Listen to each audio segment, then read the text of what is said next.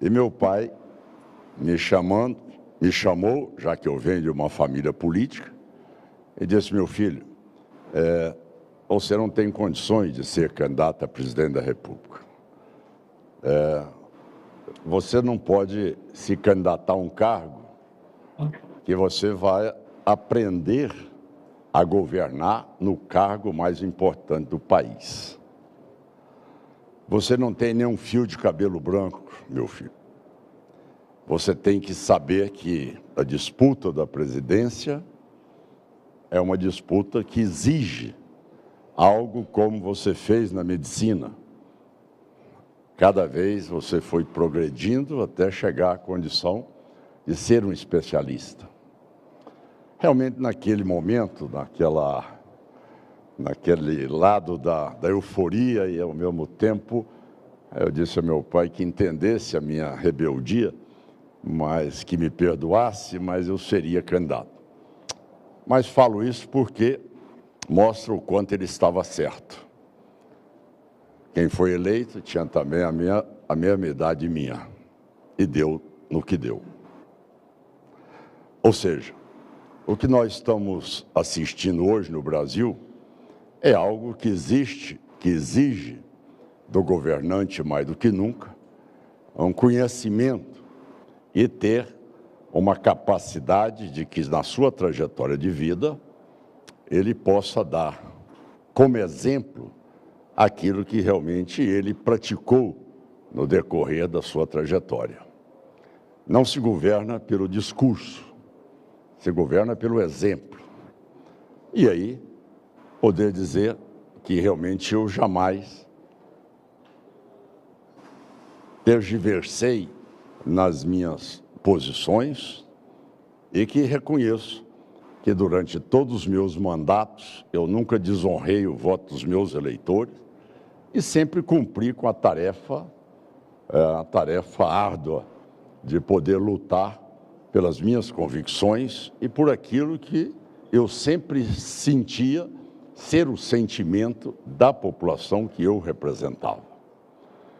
Nunca traí minhas convicções, nunca optei pela facilidade do cargo, mas também dizer que o Brasil não suporta mais viver uma situação que tem sido uma constante nesses últimos anos.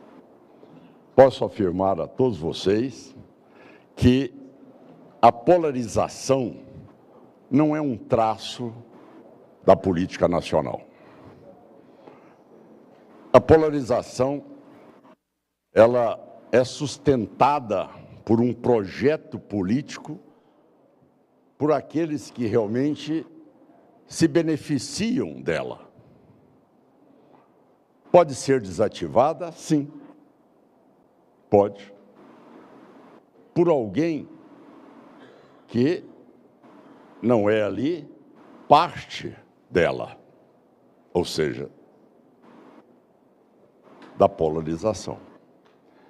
E é o que pretendo fazer chegando à presidência. Meu primeiro ato vai ser exatamente... Bom, você ouviu agora, né, o então governador de Goiás, Ronaldo Caiado, ainda governador de Goiás, na verdade, que foi anunciado mais cedo como o nome escolhido pelo PSD, sob a liderança nacional de Gilberto Kassab, para ser o pré-candidato à presidência da República, e agora foi oficial, né? A gente está ali com a fala, então, agora, acontecendo neste momento, de Ronaldo Caiado. Você quer falar alguma coisa, Alvarez? Não, vale só um destaque aí, né? A gente acompanhou um trecho em que o Caiado diz, olha, polarização não é um traço da política nacional, é sustentada pelos que se beneficiam dela. Aparentemente, ele está querendo se colocar, né, como uma opção mais central, né, mais moderadora do que o que seriam os dois polos aí, né, o lado Bolsonaro e o lado Lula, né? Então ele está querendo se apresentar como uma terceira via. Parece que esse é o caminho do Caiado. Muito bem, salvo engano da minha parte, é a primeira vez que o PSD tem um candidato à presidência da República, né? Vinha apoiando, né, outros candidatos nas últimas eleições. Curiosamente, o PSD surge, né, de uma dissidência do Democratas, especialmente com o Gilberto Kassab, num momento ali se aliando ao governo Dilma Rousseff. E agora tenta-se aí uma terceira força, um elemento diferente aí desse Brasil polarizado, como lembrou o Alvarez. E o Caiado voltando a ser candidato a presidente, lá atrás, na redemocratização do Brasil, em 1989. Ele estava lá ao lado de Paulo Maluf, Guilherme Afife Domingos, Mário Covas, Ulisses Guimarães, Aureliano Chaves, Leonel Brizola, Lula, Marronzinho, Roberto Freire, Fernando Collor de Mello. Parece que todo mundo se candidatou em 1989, Alvarez. Não, eu só ia lembrar exatamente isso que você falou e lembrando também que ele não foi nada bem naquela eleição. Sim. Teve aproximadamente, ou até menos de 1%, se eu não me engano, dos votos, e acabou sendo vencida pelo Fernando Collor de Mello, que na época se apresentava como caçador de marajás. Olha só, né? Mas agora tem uma diferença muito grande, né? Agora o Caiado é outra pessoa, obviamente, e ele tem um histórico recente que é de grande aprovação, imensa aprovação no estado de Goiás, onde ele é muito bem visto por se eu não me engano, é mais de 80% da população do estado de Goiás aprovam o governo do Caiado. Então ele tem uma força totalmente diferente dessa primeira tentativa dele em 1989.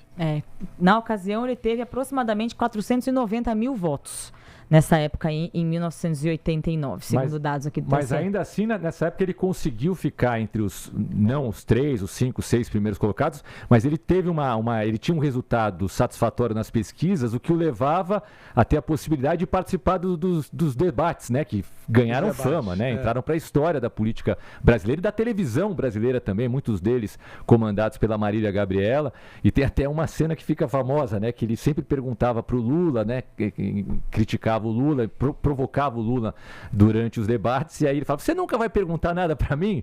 E o Lula fala para ele, quando você tiver 1% eu pergunto, né? Entre várias e várias frases do Lula, do Brizola, do Maluf, que entraram para a história, do Mário Covas também, naqueles debates que foram realmente históricos. E, gente, só para